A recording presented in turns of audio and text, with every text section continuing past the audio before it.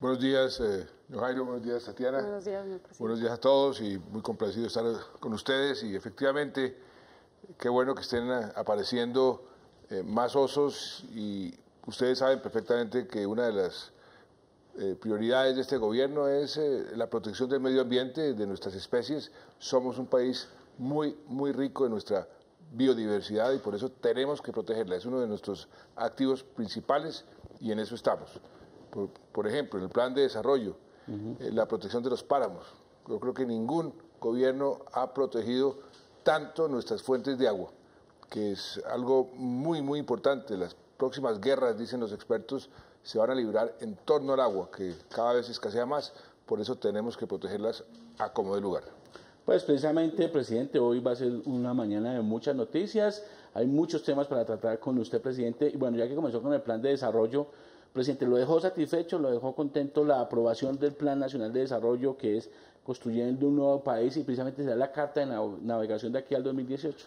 Sí, yo tengo que agradecerle al Congreso, que hizo un estudio muy sesudo, unos debates muy interesantes, muy ricos sobre cada uno de los puntos que estaban contenidos en ese plan, pero en su conjunto se aprobó el plan. Es nuestra hoja de ruta para los próximos 4 años.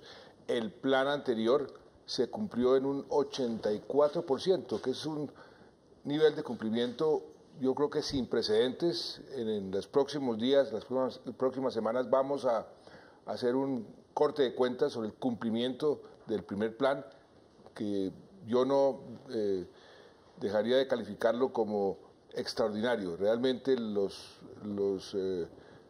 niveles de cumplimiento, las cifras que tenemos sobre el primer plan son muy positivas, y esperamos que este segundo también. Pues precisamente, presidente, usted que le gusta rendir cuentas dentro de la estrategia y dentro de su plan de buen gobierno, esta semana se hará precisamente ese balance y, como usted lo menciona, con un cumplimiento muy alto. En mi vida de reportero, como periodista económico, pues cubrí muchos temas de plan de desarrollo y todas las veces es el mismo debate de que hay micos, de que le cuelgan de todo, de que es una ley que sirve para todo, pero en realidad aquí lo que sí se ve, presidente, es que hay como todo un plan definido dentro de usted lo que ha hecho de sus 3 pilares: educación, paz y equidad. Además, este plan tiene como elemento nuevo que fue construido de abajo para arriba. Fue discutido con las comunidades, con los alcaldes, con los gobernadores, con las fuerzas vivas de cada región, para ir construyendo de abajo hacia arriba un plan de las regiones y para las regiones. Eso es algo muy importante que destacar. Por supuesto que tiene muchos elementos. Se trata del plan de desarrollo para los próximos 4 años en todos los frentes. Algunas personas estarán de acuerdo con unas cosas, otras con otras, algunos en desacuerdo. Eso es parte fundamental, elemental, normal de un plan de este tipo, de esta naturaleza. Pero lo importante es que ya tenemos una hoja de ruta que nos enfoca, nos encausa hacia ese país que estamos tratando de convertir en realidad, un país en paz, un país con más equidad. El plan tiene muchísimos elementos que tienen que ver con hacer de ese país un país más equitativo, cerrar las brechas entre los ricos y los pobres, concentrar nuestra acción del Estado en los más pobres, en los más vulnerables, y también un país mejor educado. El tema de la educación en el plan también quedó muy bien consolidado. Precisamente también, presidente, cuando hablábamos del Parque Natural de Chingaza, usted hablaba del tema de la protección del medio ambiente, y usted pues ha sido un líder en esa materia, inclusive no solo en Colombia, sino a nivel internacional. Y sobre ese tema yo tendría que hacerle una pregunta, presidente, fue sobre su anuncio del sábado anterior, por un tema ambiental, por un tema de salud de los colombianos, por un tema de eficacia también en la lucha contra las drogas, y es que usted dice, y fijó ya su posición en torno a acabar, suspender las fumigaciones con glifosato, esto en la lucha contra las drogas. Esto ha armado obviamente todo tipo de debates, presidente. Pues mire, esta es una discusión que viene de hace mucho tiempo. Se viene cuestionando la conveniencia y la efectividad del glifosato en la lucha contra el narcotráfico. Una discusión que hemos sostenido por años. Hay un cuestionamiento cada vez más agresivo, diría yo, sobre el uso del glifosato por cuestiones ambientales y también un cuestionamiento por cuestiones de salud, de la salud pública y de su efectividad. Y surgió un hecho contundente, una orden, un fallo de la Corte Constitucional que le ordena al gobierno, emplaza al gobierno a que se haga un estudio a profundidad sobre el efecto de las aspersiones del glifosato en la salud pública, en la salud de los colombianos. Y dice la Corte en forma clara y perentoria, si el resultado de ese estudio llega a generar algunas dudas sobre los efectos en la salud, tienen que aplicar lo que llaman el principio de precaución, es decir, suspender las aspersiones con glifosato por cuestiones de salud pública para no tomar el riesgo de afectar o de seguir afectando la salud pública. Pues bien, esos estudios se realizaron. ¿Quién los realizó? El ministerio que le toca realizar esos estudios, el Ministerio de Salud, que acudió a muchas instancias, acudió a la Organización Mundial de la Salud. La Organización Mundial de la Salud a su vez recogió el resultado de muchos estudios a nivel mundial y el resultado de ese estudio es que efectivamente sí existe el riesgo. Con esa información el ministerio lo primero que hizo es, mire, ya haciendo uso de nuestras facultades, dice el ministerio, y del resultado de los estudios recomendamos que se suspenda, como había señalado la Corte Constitucional. El sábado lo que dije yo es que no solamente el Ministerio de Salud, todos los ministros van a llegar a esa reunión de la Comisión Nacional de Estupefacientes con la posición de suspender la aspersión sobre los cultivos ilícitos con glifosato, acatando esa orden de la Corte Constitucional. Pero al mismo tiempo les estoy ordenando a todos los ministros, en particular al Ministerio de Defensa y a toda la Policía Antinarcóticos, a todos los que tienen que ver con la lucha contra el narcotráfico, que se sienten y elaboren un plan de transición para que cuando se suspenda definitivamente estas aspersiones, comience un reemplazo, un plan B, que no afecte, todo lo contrario, que sea más efectivo en nuestra lucha contra el narcotráfico. Nosotros llevamos muchos años mejorando la efectividad de nuestra lucha contra el narcotráfico, muchos años. Yo he participado personalmente en miles de discusiones sobre cómo podemos hacer más efectiva la lucha contra el narcotráfico, que consiste en la lucha contra una cadena, y cada eslabón de esa cadena, el narcotráfico es una cadena, cada eslabón tiene una política en contra de ese eslabón. Una es, por ejemplo, el cultivo ilícito, los cultivos ilícitos, otros la lucha contra los laboratorios, otra es la lucha contra los corredores y la exportación, la incautación, otra es la lucha contra los activos que tienen los narcotraficantes, otra es la lucha contra las mafias que controlan el negocio del narcotráfico, otra es la lucha contra el lavado de activos. Cada eslabón tiene toda una política en contra de ese eslabón. Lo que les voy a decir a la Comisión Nacional de Estupefacientes es que mejoren, hagan más efectiva, pero menos dañino la lucha contra ese primer eslabón que es el de los cultivos ilícitos. O sea que lo que tenemos que dar una señal muy clara aquí es que la lucha contra el narcotráfico se va más bien a fortalecer. Vuelvo y repito, la efectividad del glifosato estaba puesta en tela de juicio. Por ejemplo, las últimas cifras aparentemente señalan, porque siempre hay una discusión entre las cifras que presenta Estados Unidos y las cifras que presenta Naciones Unidas, pero aparentemente las cifras que presenta Estados Unidos muestran un incremento en los últimos tiempos, y eso nos indica que la aspersión no está teniendo el efecto que estábamos buscando y que por consiguiente tenemos que buscar fórmulas más efectivas y en este caso menos dañinas para el medio ambiente y para la salud pública.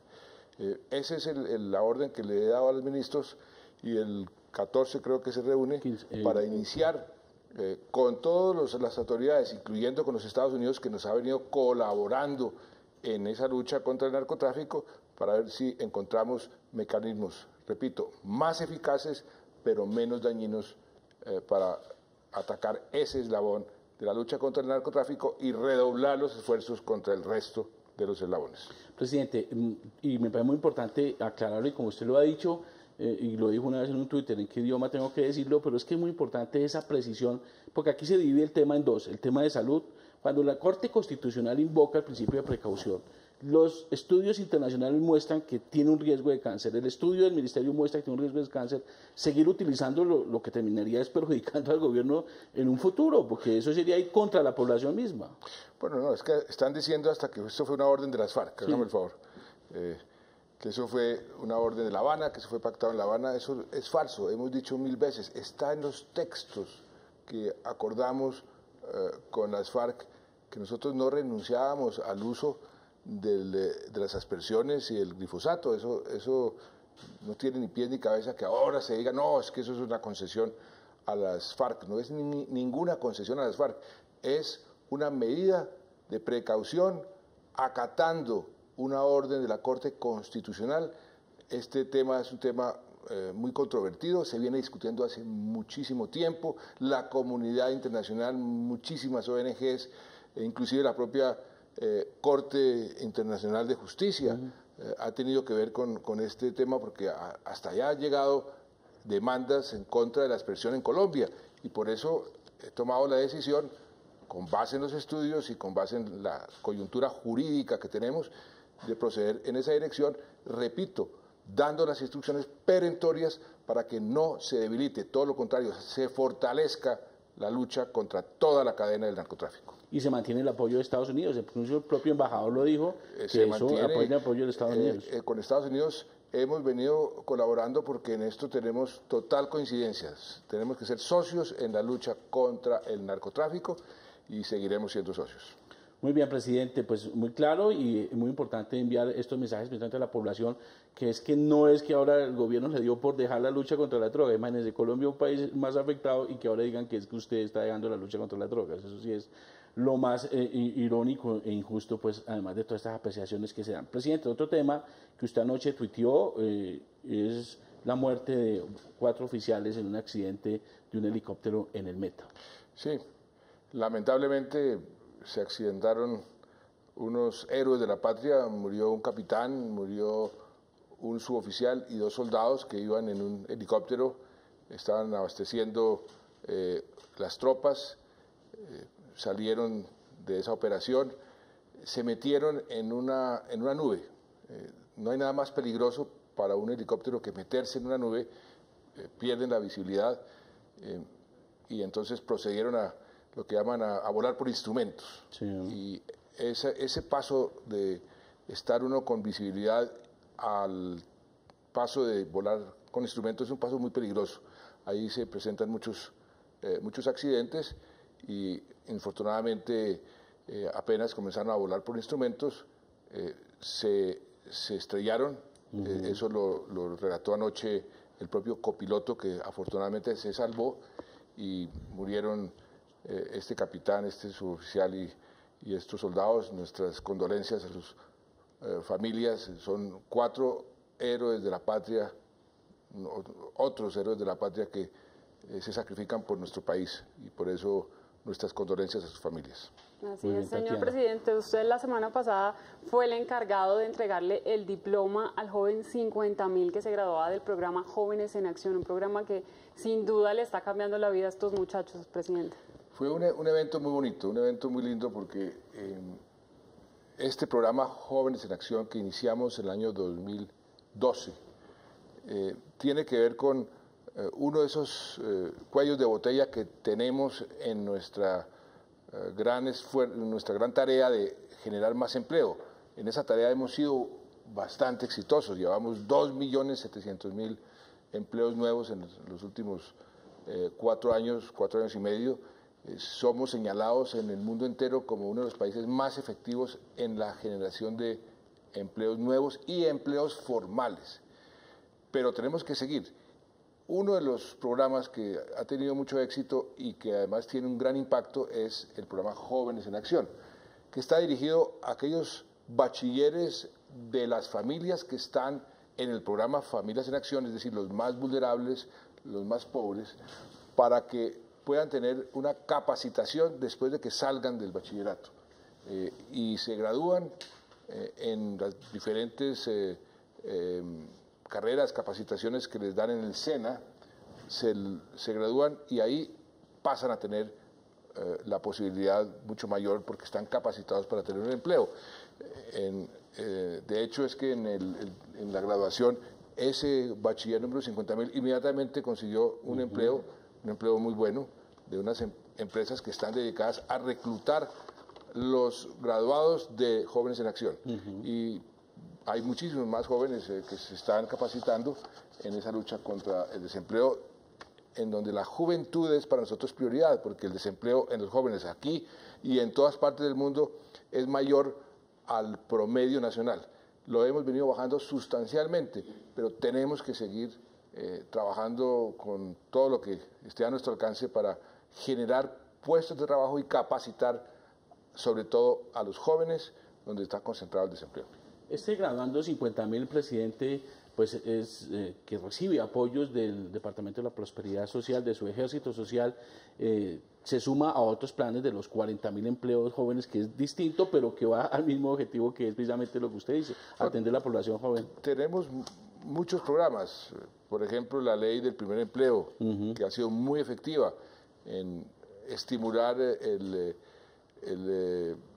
reclutamiento, pues el empoderamiento de los jóvenes y de las empresas para poder capacitar y enganchar a jóvenes que nunca han tenido empleo. Ha tenido mucho éxito. El plan de los 40.000 jóvenes, ¿de qué se trata? Se trata de hacer con las empresas una especie de acuerdo. Ellos reciben 10 jóvenes, nosotros les pagamos durante 6 meses el salario de esos jóvenes, las empresas se comprometen a quedarse por lo menos con el 60%, o sea, de cada 10 se quedan con 6, los enganchan ya oficialmente, es decir, comienzan las propias empresas a pagarles con todas las prestaciones de ley, y los 4 que quedan sin trabajo en esa empresa tienen ya un pase, es decir, ya tienen la capacitación, la experiencia, que es la razón por la cual no lo reciben en ninguna parte, pero ya tienen experiencia y pueden ir a otras empresas y decir, tengo la experiencia de haber trabajado en esta empresa y de haberme capacitado. Muy importante. Y Tatiana, tenemos una historia para que el presidente la compartamos con el presidente y con todos nuestros televidentes. Así es, John Jairo, pues precisamente la historia del joven 50.000, José Daniel Rojas, quien es un ejemplo y es uno de los beneficiarios de este programa que ha ayudado pues a muchísimos jóvenes en el país.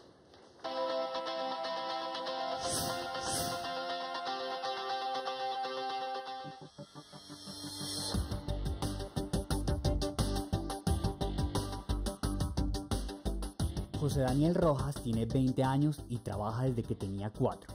Su mamá, María Cecilia, lo llevaba con ella a Corabastos. Allí, un niño se trepaba en las bodegas para sacar lo que los compradores pedían. 16 años después, ese pequeño, que ahora mide 1,83, lleva el pelo sobre los hombros y aparenta más años de los que tiene por la seriedad con la que se expresa, se convirtió en el beneficiario 50.000 del programa Jóvenes en Acción. Fue algo muy bueno, pues, y ver que, digamos, ellos valoran el esfuerzo que pude haber hecho mientras estuve en el SENA y esto pues fue algo muy grato para mí. Este joven, que vive en una casa de 4 pisos llena de matas, gallinas y pájaros, junto a sus abuelos, sus papás, su hermana y su sobrina, y que disfruta del skateboarding. Y se mueve a todos lados en una moto que compró con los ahorros de una práctica profesional, tuvo la oportunidad de ingresar al SENA y graduarse como tecnólogo. Pues a mí me gusta mucho lo que es electrónica y todos los circuitos y todo eso. Y pues me llamaba un poco lo que es las telecomunicaciones también, algo Entonces me decidí por un tecnólogo que se llama Diseño, Implementación y Mantenimiento en Sistemas de Telecomunicaciones. Gracias a su esfuerzo y al del gobierno, junto al Departamento para la Prosperidad Social DPS, él hace parte de los más de 160.000 colombianos de 90 municipios del país que se forman como técnicos y tecnólogos en instituciones de educación superior y en el SENA. Pues en el momento se me abrieron oportunidades, ya soy tecnólogo y pues es algo de resaltar bastante. Me puedo desempeñar en el campo laboral. Digamos, uno sin experiencia o aprender de una forma empírica es muy complicado. Mientras que cuando uno tiene la oportunidad de aprender de esta forma, y pues el SENA me ayudó bastante, mis instructores fueron excelentes. Uno de los interrogantes de los jóvenes que se gradúan es cómo conseguir trabajo. El día de la graduación, a José Daniel lo esperaba una sorpresa. El presidente Juan Manuel Santos le ofreció su primer empleo, pero además se anunció que en los próximos 4 años, en articulación con el Ministerio de Trabajo y el sector público y privado, se ofrecerán 20.000 empleos para jóvenes como él. Después de que me era la noticia de que salía a estudiar y de una vez iba a comenzar a trabajar, pues eso fue un alivio. Y es que poder estudiar y luego trabajar es también poder soñar. Yo sé que la empresa me va a dar la oportunidad de estudiar y la voy a aprovechar. Y pues lo que quiero en este momento, o mi meta a corto plazo era a mitad de año ya ingresar a la distrital. Pues también quiero poder, digamos, con mi trabajo poder darle a mi mamá la casa que tanto desea, poder ayudar a mi familia. Pues ahí está, presidente, la historia de Daniel. Y miren, una persona que está en pobreza, tiene un apoyo, se graduó del SENA, consigue trabajo y ya la vida le va a cambiar necesariamente. Y además yo hablé con él Sí. y tenía grandes ambiciones y eso está muy bien. Quería usar la plata que se va a ganar, le van a pagar 900.000 pesos, porque se lo pregunté al presidente de la empresa que lo contrató, va a ahorrar, va a pagarse o ayudar a pagarse su universidad y quiere ser un gran ingeniero de sistemas y un ejecutivo muy exitoso.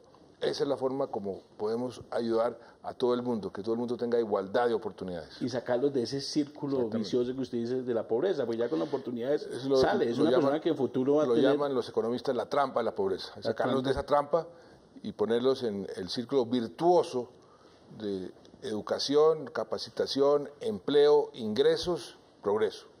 Bueno, presidente, le cuento que aquí tengo a los periodistas insistiendo, me dicen, pregúntele al presidente, y no podría yo dejar de preguntarlo, es a raíz de todo este debate que se ha armado con uno de sus proyectos claves, que es la ley llamada Ley de Equilibrio de Poderes. Sobre eso también ha habido muchas propuestas, han surgido muchas diferencias, pero yo sí quisiera preguntarle, ¿cuál va a ser el futuro de ese proyecto, presidente? Le faltan 2 debates, ¿cuál es la posición definitiva frente a tanta controversia? Mire, lo dijimos claramente hace unos días.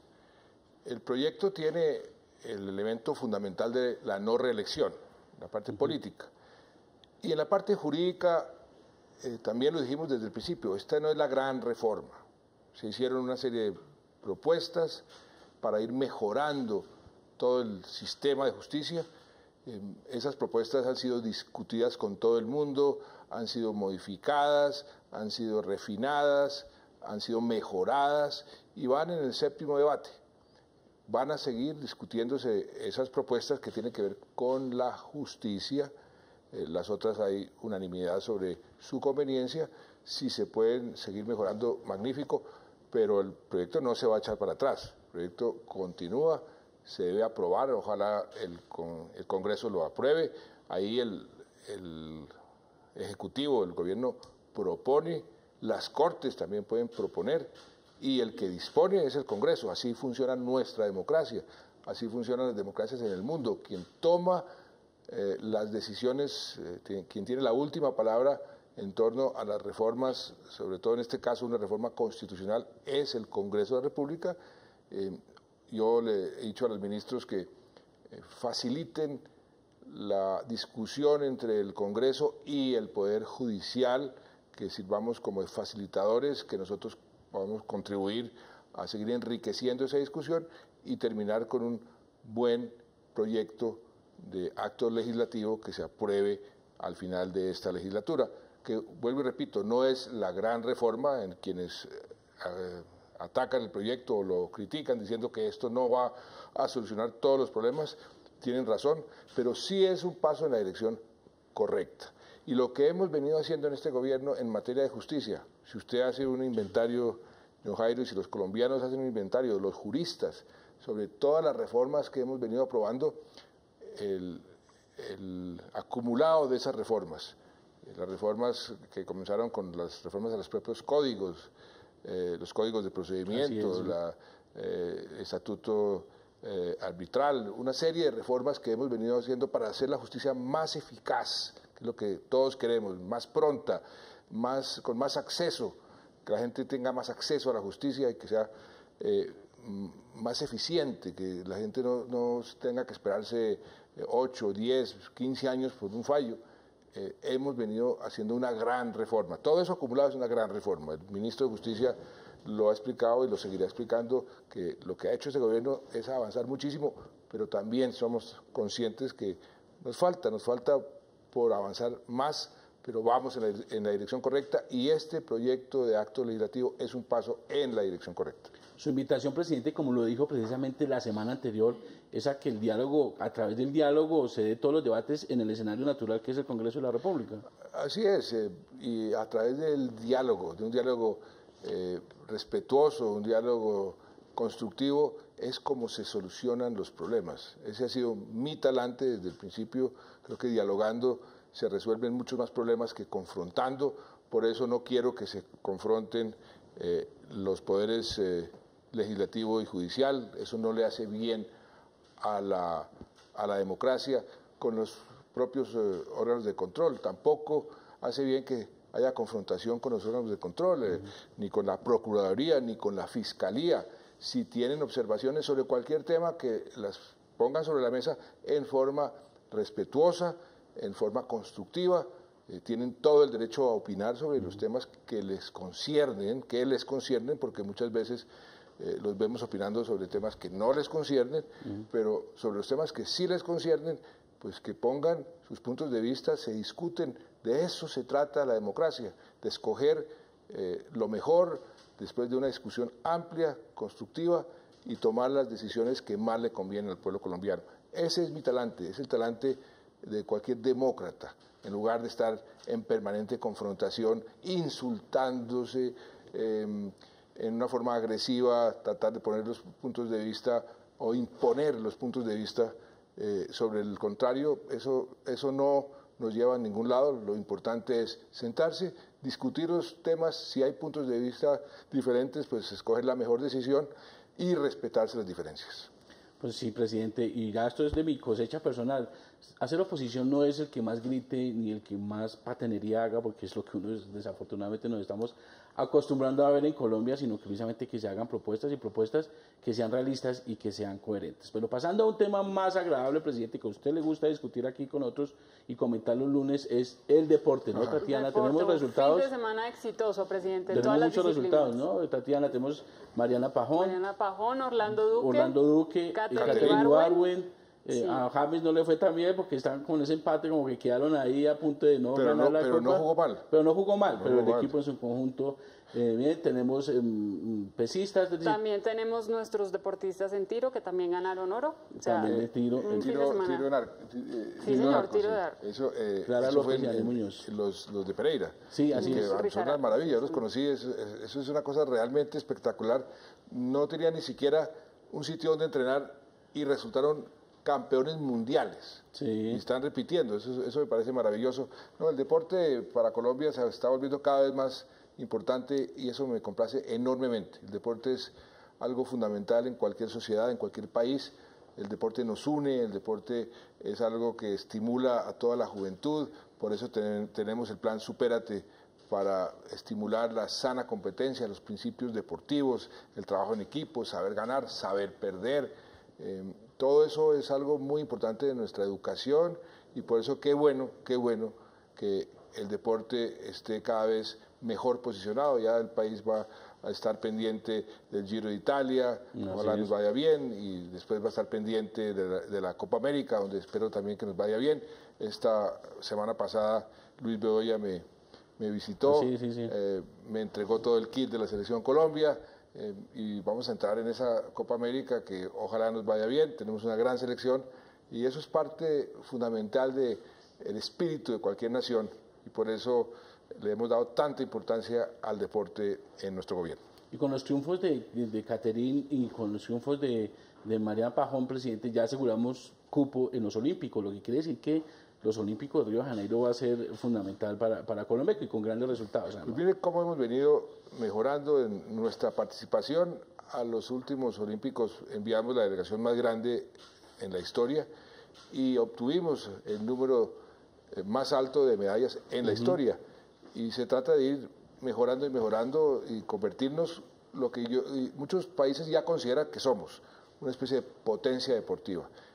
Es increíble que de países como Turquía o como la India vienen delegaciones a preguntarnos, bueno, ustedes, ¿qué es lo que han hecho para mejorar tanto en su desempeño deportivo?